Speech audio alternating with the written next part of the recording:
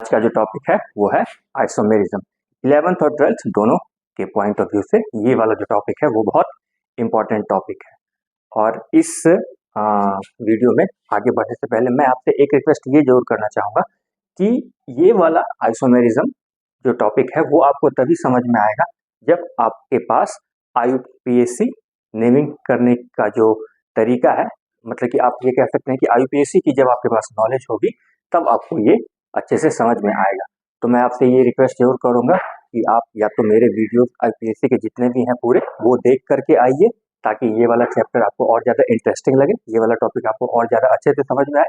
जरूरी नहीं है कि मेरे ही देखिए, किसी के भी देख लीजिए। कहने का मतलब ये है कि IUPAC की आपके पास नॉलेज होनी चाहिए, है ना, क्योंकि यहाँ पर मैं बहुत सारे कंपाउंड की IUPAC नेमिंग करूंगा तो उसको लिखते वक्त या उसको समझते वक्त फिर आपको अच्छे से क्लियर हो जाना चाहिए। तो चलिए आइए without wasting any time start करते हैं आइसोमेरिज्म, है ना। ये बहुत ही खूबसूरत सा टॉपिक है आइसोमेरिज्म, है ना।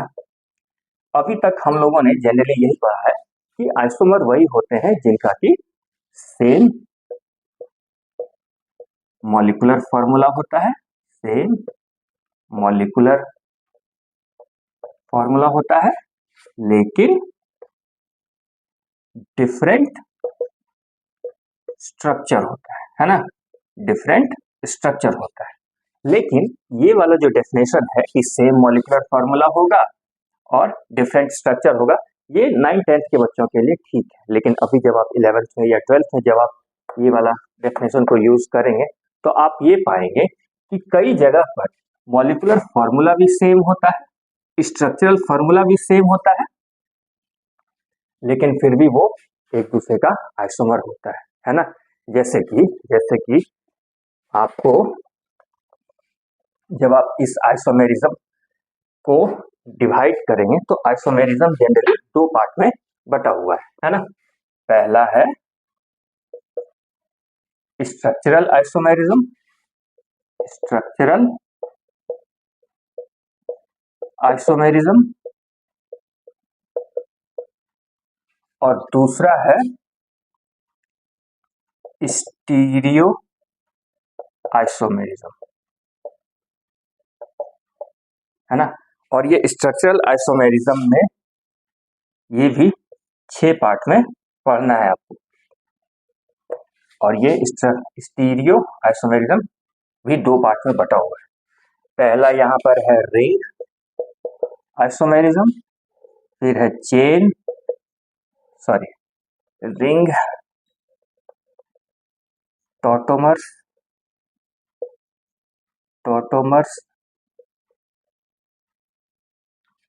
फंक्शनल आइसोमेरिज्म,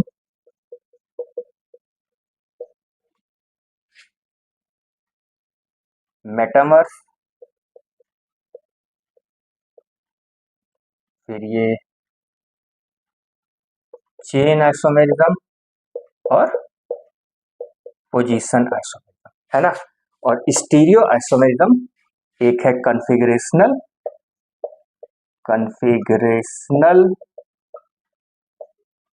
और ये है कन्फर्मेशनल।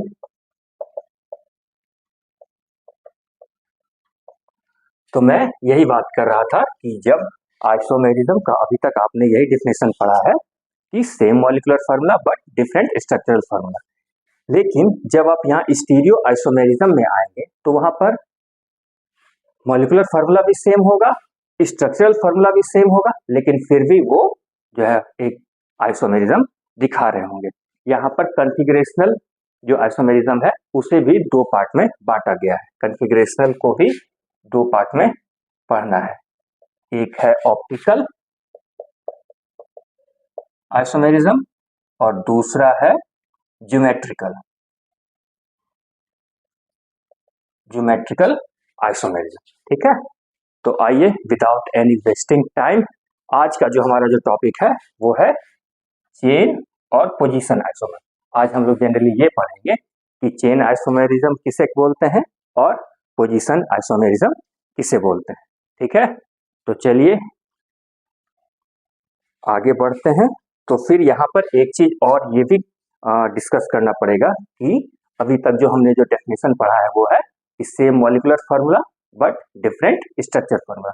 लेकिन जो एक टोटली एक्सेप्टेड जो डेफिनेशन होगा आइसोमेरिज्म का, वो आप ये कह सकते हैं कि same molecular formula, same molecular formula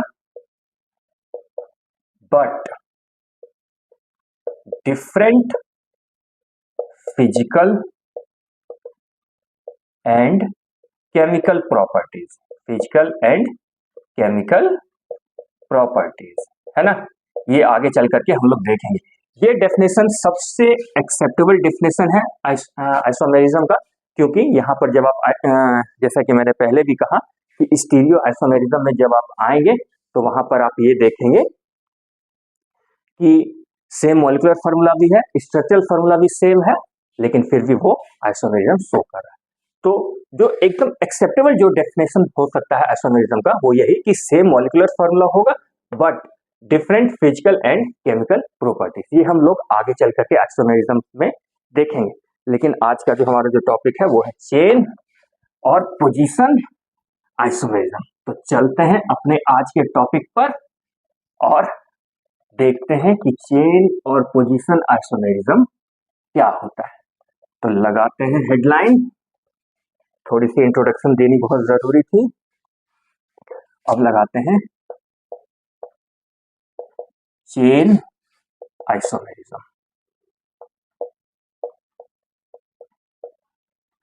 chain isomerism. Chain isomerism का जो डेफिनेशन है वो ये है कि same molecular formula, same molecular formula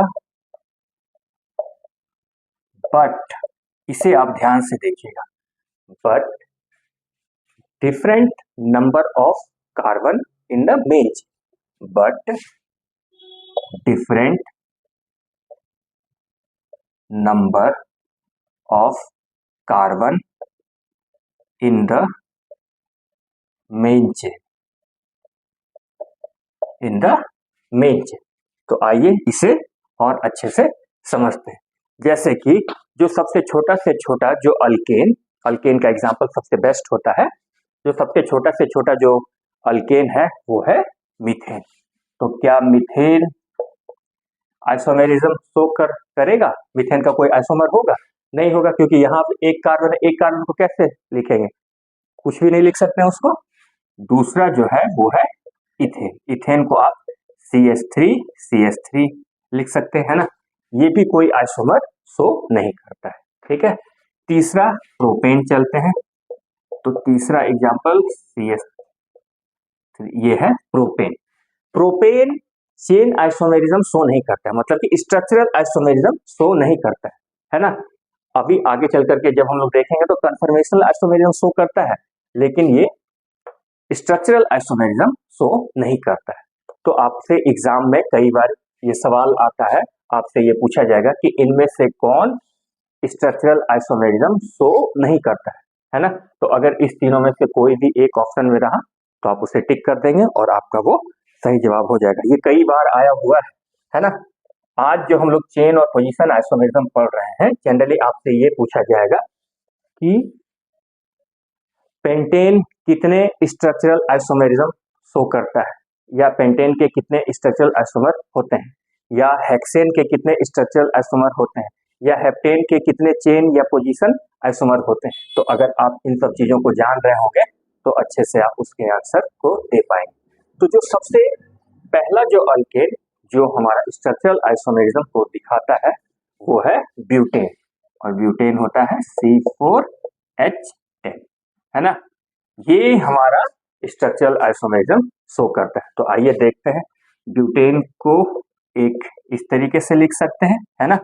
यहाँ पर H3, ये H2, ये H2, ये H3, है ना।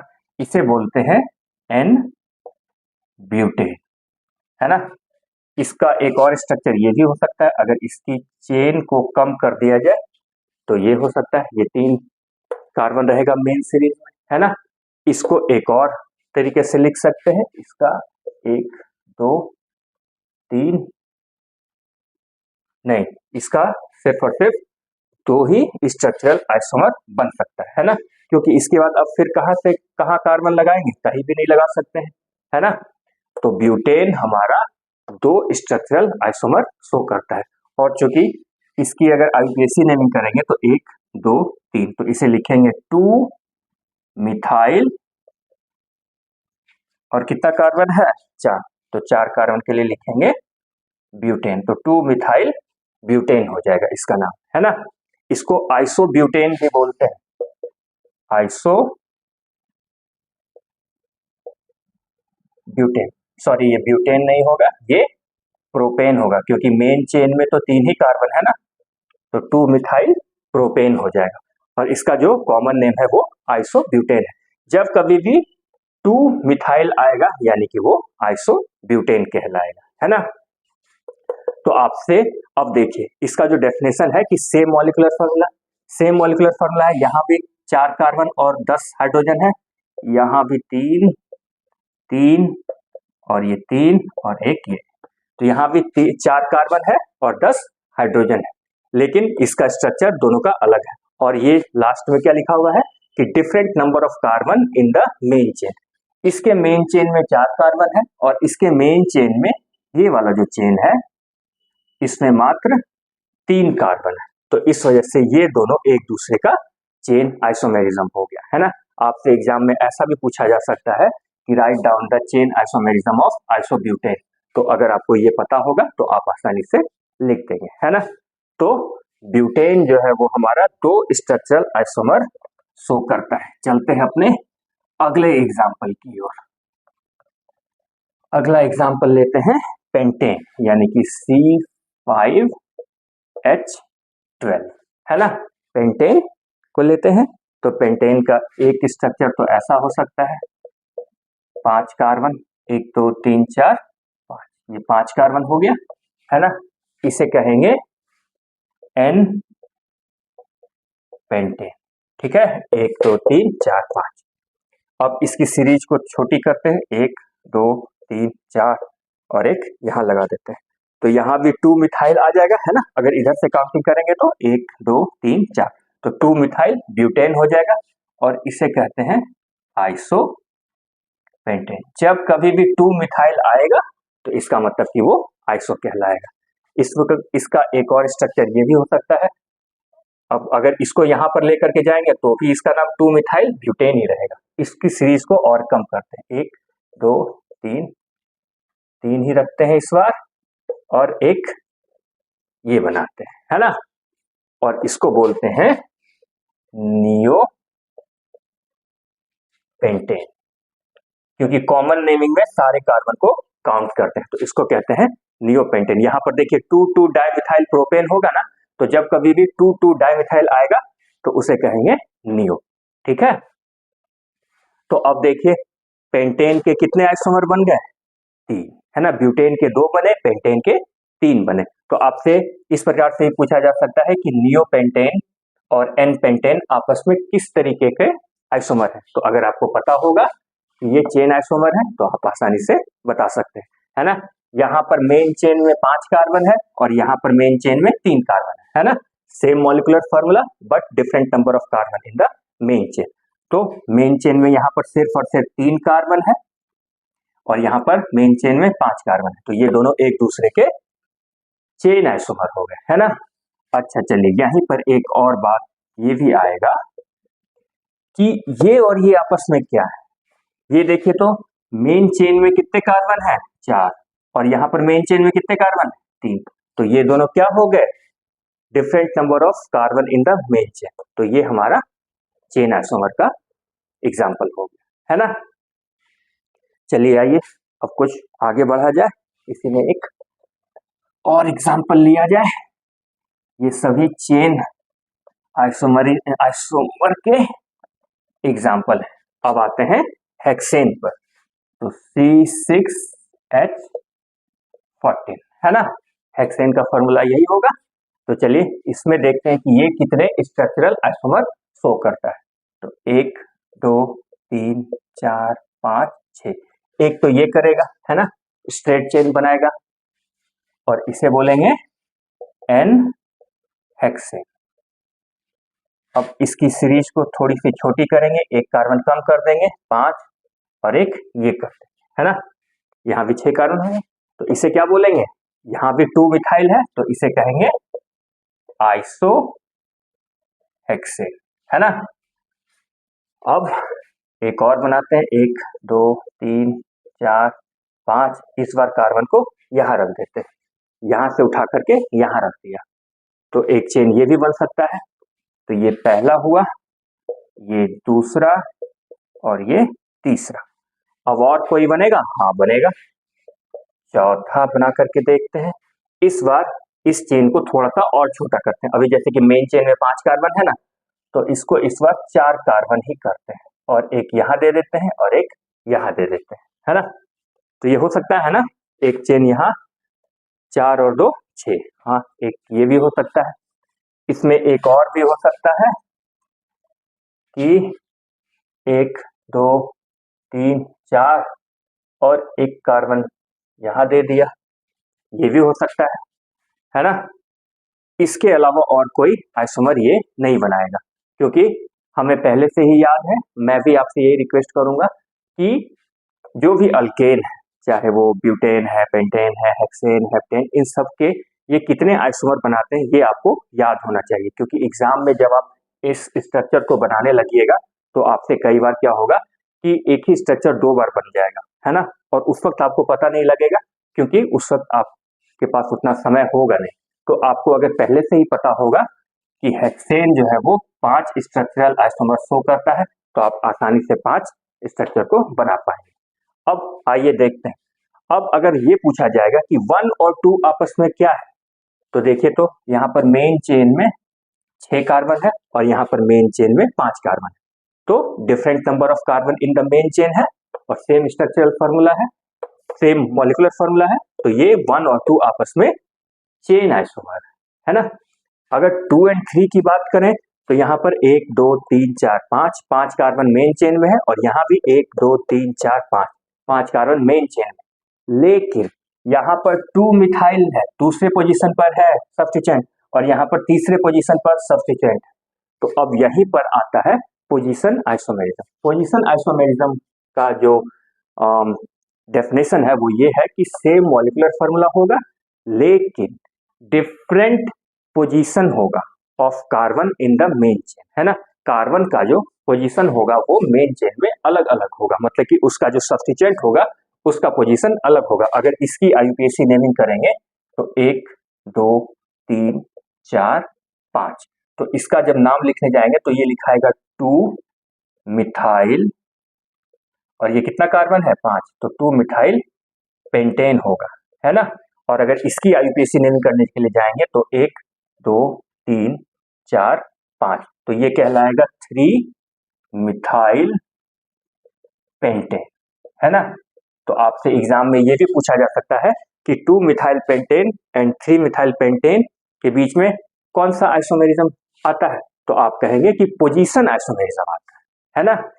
1 एंड 2 एक दूसरे के चेन आइसोमेरिज्म है, लेकिन 2 एंड 3 जो है वो एक दूसरे का पोजीशन आइसोमर है, क्योंकि यहाँ पर सब्स्टिट्यूएंट का जो प्लेस है वो अलग अलग है। Number of carbon in the main chain तो सेम है, लेकिन सब्स्टिट्यूएंट का जो पोजीशन है वो अलग है, तो इस वजह से ये 2 एंड 3 एक दूसरे के पोजीशन आइसोमेरिज्म। अगर 3 एंड 4 की बात करें तो यहाँ पर मेन चेन में 5 कार्बन और यहाँ पर मेन चेन में 4 ही कार्बन है, तो फिर 3 एंड 4 जो है वो चेन आइसोमेरिज्म है ना।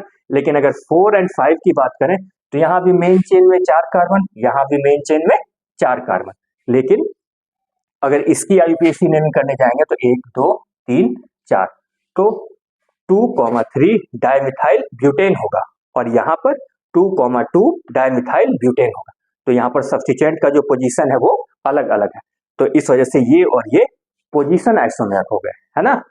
तो चेन आइसोमेरिज्म वो हो गया कि सेम मॉलिक्यूलर फॉर्मूला, लेकिन कार्बन की जो संख्या है मेन चेन में वो अलग अलग रहेगा। लेकिन पोजीशन आइसोमेरिज्म में सेम मॉलिक्यूलर फॉर्मूला होगा, लेकिन their position of carbon in the main chain will be different, है ना। सब्स्टिट्यूएंट जो है वो वहां पर सब्स्टिट्यूएंट का पोजीशन अलग अलग है, इस वजह से वो पोजीशन आइसोमेरिज्म हो जाए। चलिए आइए एक और एग्जांपल देखते हैं, आगे बढ़ते हैं। ताकि और ज्यादा क्लियरिटी हो जाए। जनरली आज का जो टॉपिक है वो चेन आइसोमेरिज्म और पोजीशन आइसोमेरिज्म पर ही बेस्ड है। आज हम लोग यही पढ़ेंगे कि चेन आइसोमेरिज्म और पोजीशन आइसोमेरिज्म क्या है। अगला एग्जांपल लेते हैं हेप्टेन का, तो C7H16 है ना, 7 कार्बन है। अब मुझे मालूम है कि ये 9 स्ट्रक्चरल आइसोमेरिज्म शो करता है ना, लेकिन अगर आपको ये नहीं पता होगा, ये अगर याद नहीं होगा, तो आप एग्जाम में बनाने के लिए जाएंगे और एग्जाम में जल्दीबाजी में कुछ ना कुछ छूट ही जाएगा। तो चलिए आइए इसके 9 स्ट्रक्चरल आइसोमेरिज्म बनाते हैं। सबसे पहला तो ये हो जाएगा 1 2 3 4 5 6 7, ये पहला हो जाएगा। दूसरा 1 2 3 4 5 6 और एक इसमें मेन चेन से एक कार्बन को कम कर दिया, दूसरा ये हो गया। तीसरा 1 2 3 4 5 6, इस कार्बन को यहां पर भी ला सकते हैं, ये हो जाएगा तीसरा। चौथा, अब इस कार्बन को अगर यहां लाएंगे तो भी इसका नाम वही रहेगा, है ना, 1 2 3, यानी कि 3 मिथाइल हेक्सेन ही रहेगा। तो इस कार्बन को अब यहां भी नहीं ला सकते हैं और यहां भी लाएंगे तो यही वाला नाम हो जाएगा 2 मिथाइल हेक्सेन हो जाएगा। अब इसकी मेन चेन, इसका जो मेन चेन है उसको थोड़ा सा छोटा करते हैं। तो अभी तक 6 कार्बन था, अब इसमें 5 करते हैं, 1 2 3 4 5, और एक बार यहां रखते हैं कार्बन को और एक बार यहां रखते हैं, है ना। चलिए पांचवा में इस बार इस कार्बन को यहां पर डाल देते हैं, 1 2 3 4 5, एक बार यहां और एक बार यहां, 5 ये हो गया। छठा देखते हैं,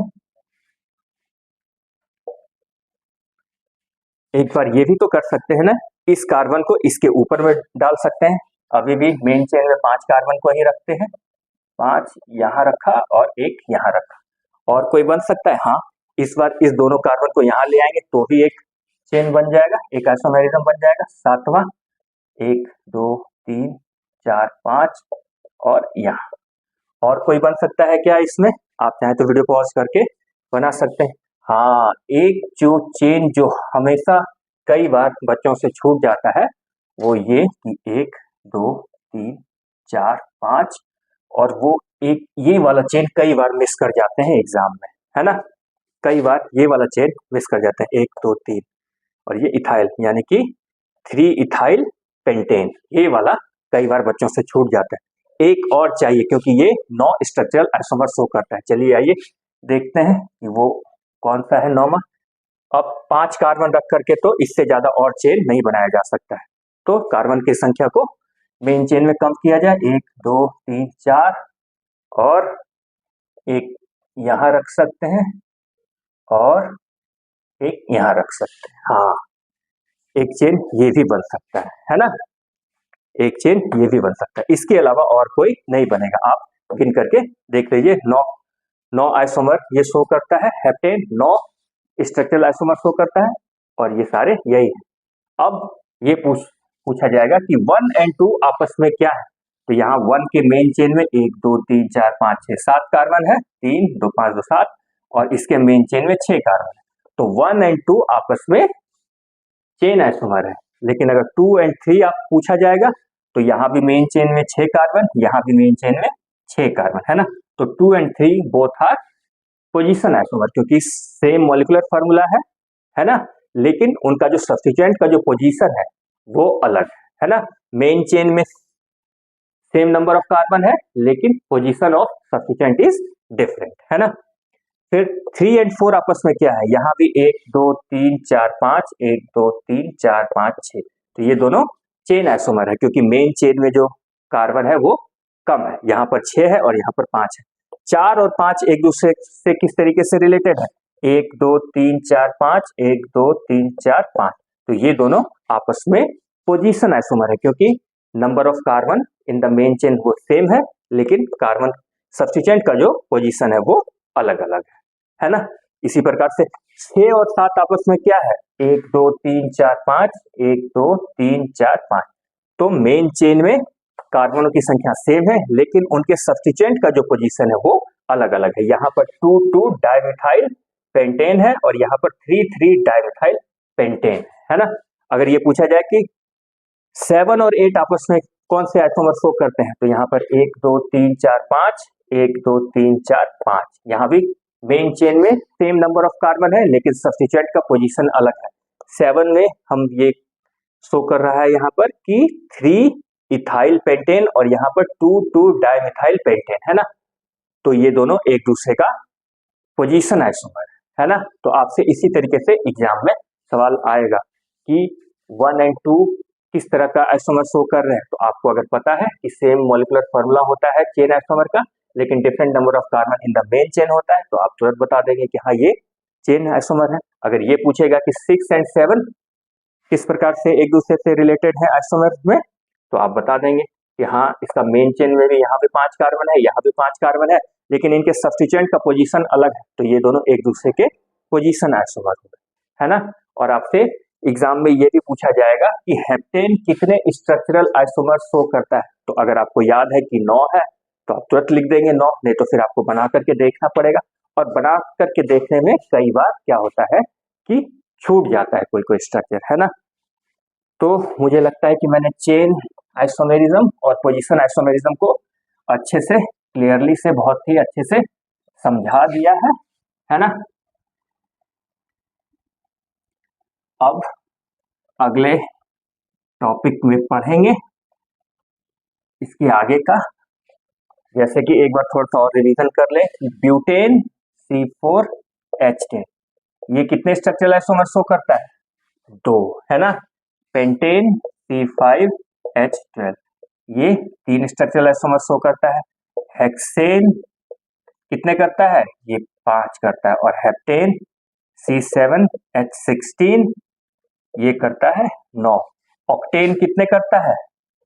ऑक्टेन यानी कि C8H18 है ना, यही होगा ना, H18 ये करता है 18। ये 18 स्ट्रक्चरल आइसोमर शो करता है। तो क्या ये पॉसिबल है कि इतने सारे को लिखें, है ना? तो आपको याद ही रखना पड़ेगा। जैसे कि नोनेन कितने करेगा? C9H20 ये 35 करता है।